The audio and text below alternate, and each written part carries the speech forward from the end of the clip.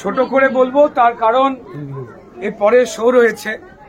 আমরা ধূমকেতু পরিবারের তরফ থেকে আপনাদের সবার কাছে কৃতজ্ঞ, বাংলা সিনেমার দর্শকের কাছে আমরা কৃতজ্ঞ যে শুধুমাত্র 10 বছর আমরা প্রত্যেকটা প্রহর, প্রত্যেকটা মিনিট, প্রত্যেকটা সময় অপেক্ষায় কাটাইনি।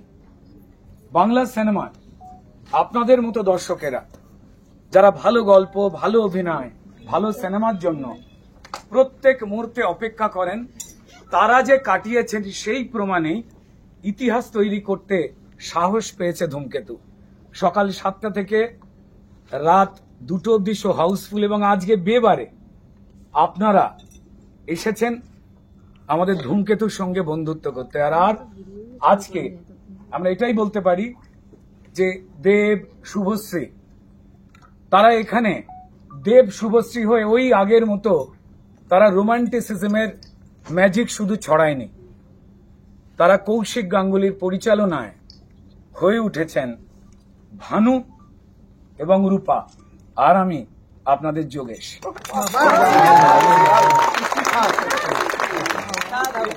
সবাইকে বিশেষ ধন্যবাদ। বেশিক্ষণ সময় নেব না, কারণ এরপরের দুটো শো অলমোস্ট হাউসফুল হয়ে বসে রয়েছে, অনেক মানুষ বাইরে অপেক্ষা করছে। এটা দেখলে মনে হচ্ছে ছুটির দিনে এসেছি। আগেও আমরা হলে ভিজিট করেছি। আর কোনো একটু বলে নি, 1 মিনিট। হ্যাঁ, তবে বলছি সোম, মঙ্গল, বুধ বলে এখন আলাদা করা যাচ্ছে না। একটাই যে 10 বছর মানে 14 বছরের বনবাস শুনেছি আমরা, আমাদেরটা 10 বছর, 4 বছর কম। খুব পরিশ্রম করে এটা দেব এবং বিশেষ করে রানা সরকার, এই দুজন প্রযোজক ছবিটা আনতে পেরেছেন। এবং এই 10 বছর আমরা অনেক কিছু, বহু স্বজন হারিয়েছি, বহু সন্তান নতুন মানে বাড়িতে সদস্য এসছে, অনেকে বদলেছেন, শিল্পীরা বদলেছেন, আপনারা বদলেছেন, সিনেমা বদলেছে, সমস্ত কিছু হয়েছে। এবং সব থেকে বড় কথা, খুব জরুরি হয়ে উঠেছে এই বিষয়টা আজকের দিনে। আমাদের প্রত্যেকের মধ্যে নানান জিনিস নিয়ে, নানান অসঙ্গতিতে ভিতরে যে ভানু সেটা জেগে ওঠে, কিন্তু আমরা পেরে উঠি না। আমাদের অবস্থাটা অনেকটা যোগেশের মতো, আমরা খুঁড়িয়ে খুঁড়িয়ে নিজেদের মতো করে অ্যাডজাস্ট করে বেঁচে থাকি। সবাই ভানু হতে পারে না, কিন্তু আদর্শ যখন বিপথে চালিত হয়ে যায় আমরা তখন বুঝতে পারি না। একটা ভিতরের তাগিদ থেকে তারা হয়, কিন্তু সব থেকে বেশি সাফার করে তাদের ভালোবাসা, তাদের পরিবার। এইটা আমাদের কাছে খুব গুরুত্বপূর্ণ মেসেজ, যে আমরা বড় একটা কিছু করে ফেলি, মানে একটা কোনো ভুল আদর্শের পথে চালিত হয়ে অন্য জোরের জায়গা থেকেই, কিন্তু তছনছ হয়ে যায় পরিবারগুলো, তার ভালোবাসা, তার সমস্ত কিছু। আর আজকের দিনে দাঁড়িয়ে এই কথাটাই বলবো যে বাংলা ছবি আজকে যে দিনটা দেখছে ধূমকেতুকে নিয়ে, ধূমকেতু কোনো বিশেষ ছবির জন্য, প্রচারের জন্য নয়, বাংলা ছবির জন্য। এরকম বহু হল আছে যারা বলেছিলেন যে বাংলা ছবি দেখালে চলে না, সেই সমস্ত হলে সমস্ত হাউসফুল।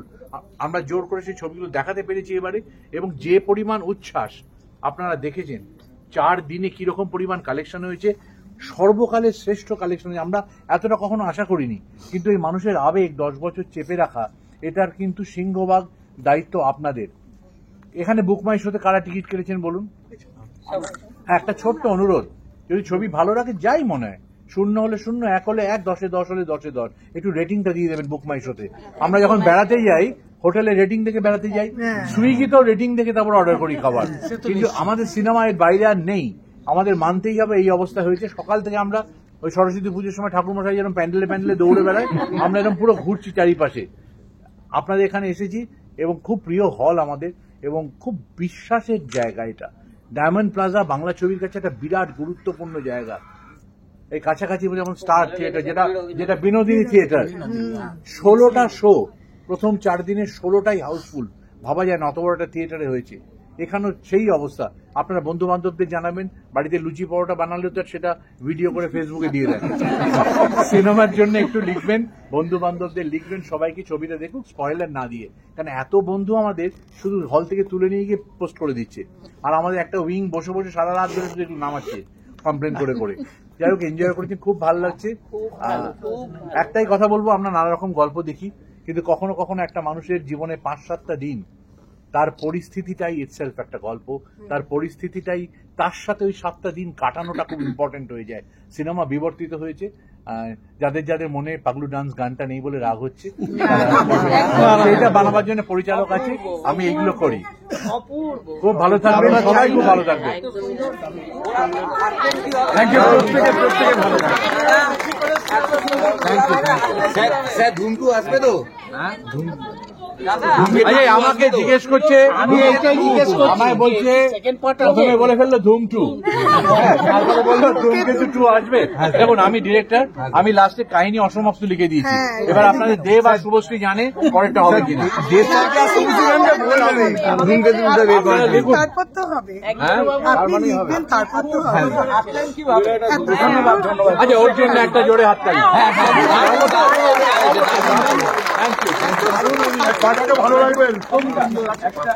হ্যাঁ হ্যাঁ, এটা খুব যন্ত্রণা। আমি এমনি জানিয়ে দিই যে আমরা যেখানে শুটিং করেছিলাম সেখানে প্রায় শূন্যের কাছাকাছি প্রায় টেম্পারেচার ছিল এবং সেখানে পাটাকে ফোল্ড করে পুরোটা হাঁটতে হয়েছিল।